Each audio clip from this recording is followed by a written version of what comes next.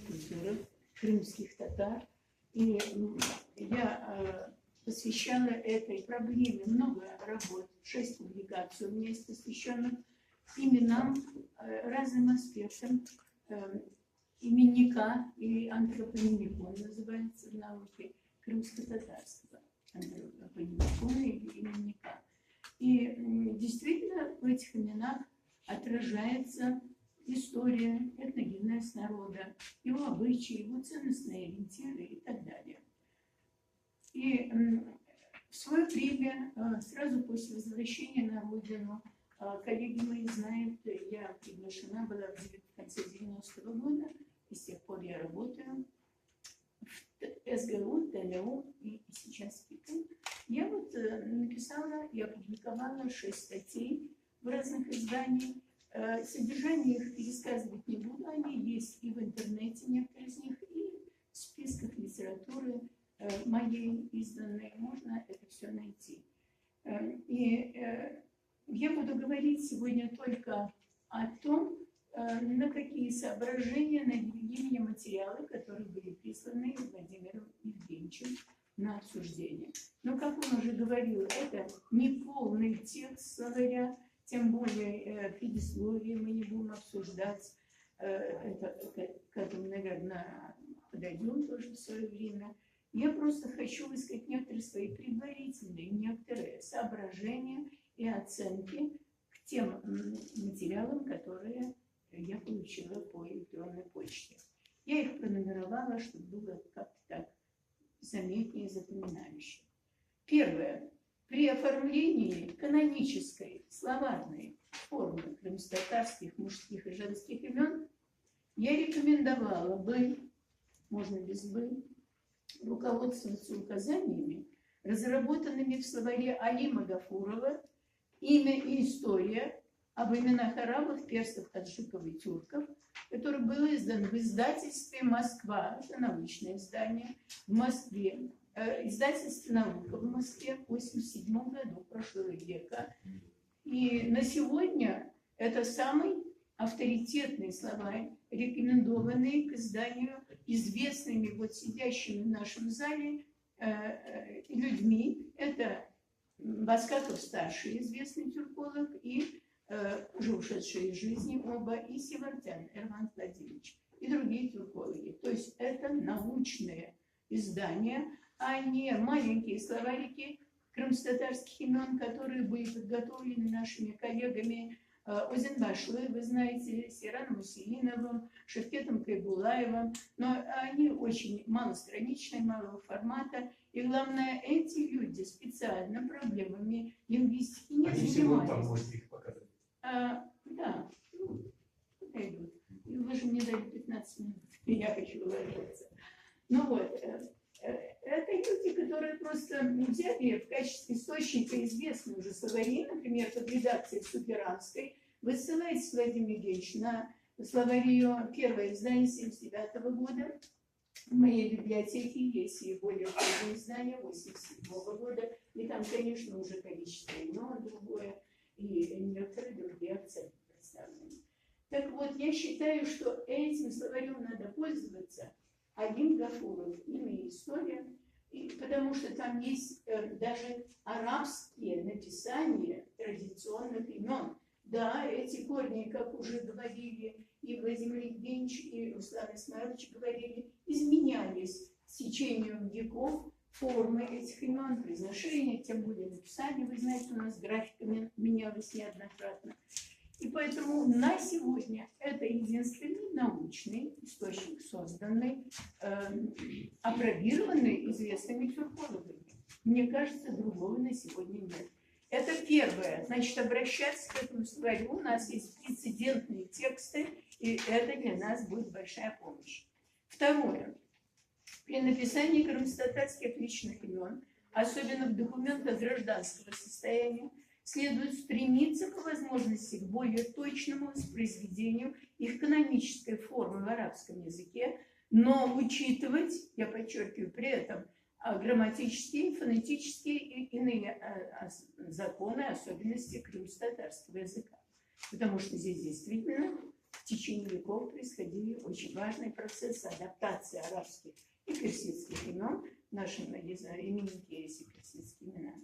Например, Владимир Евгеньевич предложил 2 имени Фатма, Патьма. Что писать? Я считаю, что из этих 2 вариантов, встречающихся в диалектах крымстарских, выбрать Фатиме, восходящее к арабскому Фатима. Имена Эмин, Эмине, Эмине даны в словаре Лимагафурова с отсылкой к арабским формам Амин, Амина и, соответственно, их антропонимические значения даны. То есть имени Эми нет. Вот, например, в такой форме в словаре Гафурова нет. Но зато мы же понимаем, что это Амин, значит, и там написано Эмине, смотри, Эмин, смотри, Амин. То есть здесь есть уже разработан путь кратчайшего, так сказать, поиска и нахождения необходимых основных инвариантных форм имени. Что касается стяженных, то есть сокращенных, в том числе диалектных форм имени, ну, например, извините, я брала имена моих коллег и свое собственное, и вы поэтому, я надеюсь, в этом ничего обидного нет. Я про Аблязиза Илиева. Имя Аблязиз – это инвариантная, полная, каноническая форма, а в диалектах и в семейной обстановке может быть Абляз или Абляз с написанием на конце «з» или «с». Фатиме – это каноническая форма, и нам это подтверждает словарь Элима Гафурова. А мы знаем в диалектах и Фатма, и Фадьме. Эти имена, диалектные формы и разговорные формы, можно так тоже сказать, не должны входить в словарь. В русских словарях личных имен, ну, например, Петровского, там есть в отдельном разделе словаря все уменьшительно-ласкательные или интимные формы личных имен. Но в данном случае это должен быть наш справочник словарем, адресованным работникам госучреждений. Поэтому только одну форму. Но это вовсе не означает, что в семье, в повседневном общении, дружеском не следует использовать. Пожалуйста, используйте традиционные диалектные формы. И пусть вас так называют. Абе, например, меня в детстве так и называли. Ну и прочие варианты имен, о которых мы уже говорили. Это было второе мое замечание и рассуждение. Третье. Составные имена. Как писать? Вот составные имена, в которых имеются нарицательные слова хан, эмир, бек, султан, мирза и другие. Владимир Евгеньевич предлагает писать слитно. Я с этим согласна. Тем более уже прецедентный словарь такой есть в 1987 году, и еще раньше, в 1979, издан под редакцией Суперанской. Мы с ней, многие из вас были знакомы, я лично тоже, она сюда приезжала. И там в словаре под редакцией ее, который называется у нас словарь, справочник личных имен народов РСФСР, если вы помните. Да, да. Там сказано, что их писать надо слитно. Это были предложения конца 80-х годов и адресованные ко всем малым народам тогдашней страны. И не только касалось татар, но и всех других малых народов, проживавших на той тогда территории, в той тогда стране. Итак, составные имена я согласна писать слитно. Следовательно, вот моего сына зовут Эмир Асан, и мы записали через дефис, и Асан тоже заглавные буквы, как и Эмир.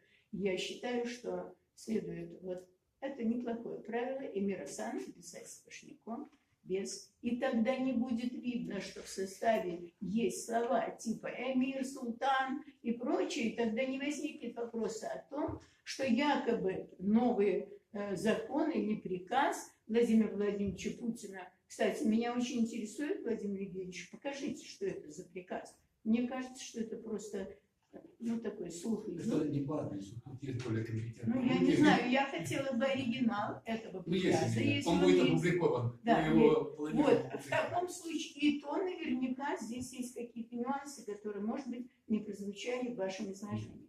Итак, третье я сказала. Четвертый пункт.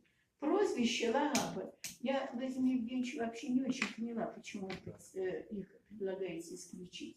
Это вполне законные, не клички, как мы сказали, все-таки кличка это больше к животным, прозвища. Они ведь давались окружающими по какому-то характерному признаку, например, по физическому там, какому-то изъяну, или, наоборот, достоинству человека. И по роду деятельности, да, очень много тех, которые связаны с традиционными профессиями. И ничего в этом я плохого не вижу. Пусть будет халайджи, тютюнджи, куркчи, или к ним, вот к этим именам, которые, это, собственно, фамилии возникли из прозвищ, к ним примыкают и такие интересные, непонятные по происхождению и по значению буквальному, по этимологии фамилии, которые я с детства помню.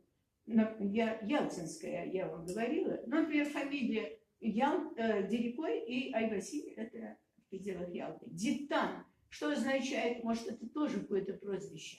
Темеш, Кайко, мои дяди, например, имели фамилию Кайко, очень звучит по-украински. Мне кажется, это надо оставить здесь. Никакого греха, никакого изъяна я не вижу. Это законные, из поколения в поколение передававшиеся патронимы, их иногда называют. То есть патроним – это имя отца, и производное от имени отца, например, фамилия, которая получается на этом основании. Пятое.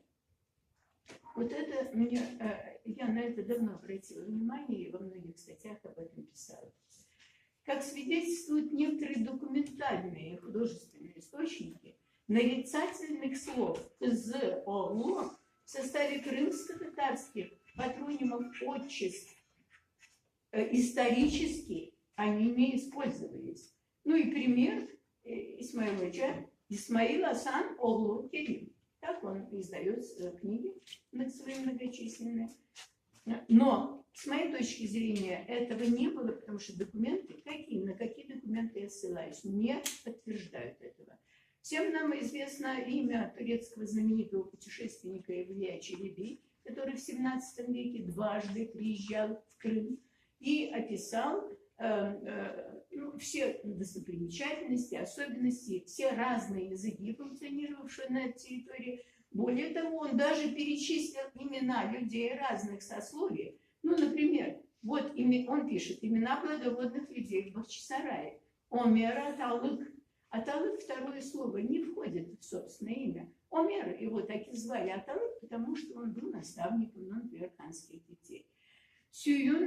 Сюндюбай, Кельгенбай, Танбурлу Рамазан Ага. Вы знаете, что детерминатив или детерминант Ага, Ака, обычно выражает уважительное, так сказать, отношение к носителю имени. Дальше. Это имена благородных людей. Вот мужские имена, он отмечает, часто встречавшиеся в Бахчисарае в 17 веке. Алыш Ака, Дядеш Ака, Улан Мехмед Ага уже, Джанкули, просто без ничего. Нету никакого кызолы, как вы видите. Женские имена. Гюляфзун, Бекиджан, Сибаджан. Тоже нет никаких ни кызы, ни ханам. Имена поэтов он выделил отдельно. Мунин Эфенди. Мы знаем, Эфенди – это детерминант со значением уважения, уважительного отношения к человеку более высокого. Руслан, Сезге Бирдака. Он бежгечтим, не потерпела. Шинди, уже заканчиваю.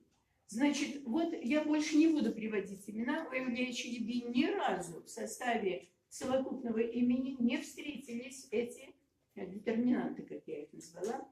О том же свидетельствует все творчество фактически крымско-татарского писателя, ныне умершего, но похороненного в Крыму, который проживал в Лондоне до кончины, Чингиз Даджи, вы знаете это имя.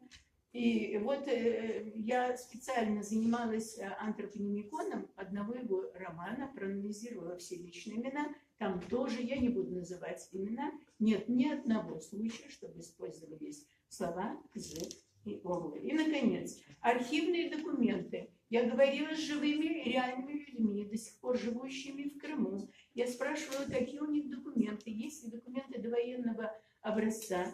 И они сами родились. Одна женщина, Яшлавская Нияр, наверное, кто-то ее знает, 27-го года. Имена ее родителей в ее свидетельстве о рождении записаны. Яшлавский Джафер Суин, трехчленная формула, я еще скажу, мать. Яшлавская Майри, но уже русифицированное отчество, Аметовна. И в аналогичном свидетельстве о рождении Ибраимовой в Мунире, она 25-го года, и они, эти две женщины, получали копии своих документов в нашем Симферопольском государственном архиве. У нее записан отец Ибраим Амза, а мать Ибраимова Фериштя. То есть нет никаких изоглы и даже нет. Но сказанное выше, я говорю и заканчиваю, позволяет допустить, что включение апеллятивов к изоглы в состав совокупного имени крымских татар стало практиковаться позже, возможно, по аналогии с формами личных имен других тюркских народов Российской Федерации.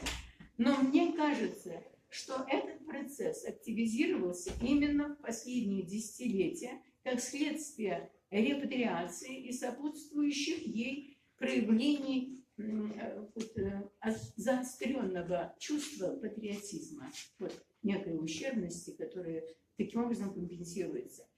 Я считаю, что оптимальной формой совокупного имени должен быть трехчленное словосочетание, может быть и двучленное. Трехчленное имя личное, имя отца, имя деда. Или вместо имени деда, если есть прозвище, то прозвище. Например, мое имя, которое... Да, и может быть двучленное, я сказала. Например, мое имя в моем паспорте записано Адиле Эмирова. Эмирова Адиле. Но в моем дипломе доктора наук, в моем аттестате профессора есть отчество, потому что я всю жизнь работаю в русских вузах. И я специалист в области русского языка, и я должна дать отчество. То есть отчество, даже если его не достает в официальном документе, всегда можно добавить в той обстановке, в том учреждении, где вы будете работать. Значит, оптимальная форма для ЗАГСа. Ну вот трехчленная формула фамилии. И, например, тогда мое имя было бы Адиле, отца звали Сейд Мемед, а сейчас я Мемедовна. Значит, было бы Адиле, Сейд Мемед, деда моего звали Эмир Али. Адиле, Сейд Мемед, Эмир Али. И я знаю человека, ныне живого, моего коллегу, профессора физика из КФУ, ТНУ, который сейчас на пенсии, Арифов Ленур, Ягья у него записано. Я специально интересовалась, когда я с ним здесь познакомилась в 91 году. И я спросила, как же вас называют студенты, тогда СГУ, ТНУ? Он сказал, так и называют. Ленур Ягья обращаются. Поэтому вполне может быть, что, например, ко мне могут обращаться. Сейчас принято у нас традиционно Адиле Уджа, говорят студенты. Но могут называть русские, например, студенты Адиле Мемед или Адиле Сейд Мемед. Это будет имя и отчество. При желании в русском коллективе, а мы все работаем в русских коллективах, русскоязычных, и это будет дальше продолжаться, и в этом ничего плохого, кроме хорошего, нет. Я здесь говорю без всякого осуждения. Можно легко образовать от этой инвариантной формы отчества, имя отца, образовать русифицированную фамилию.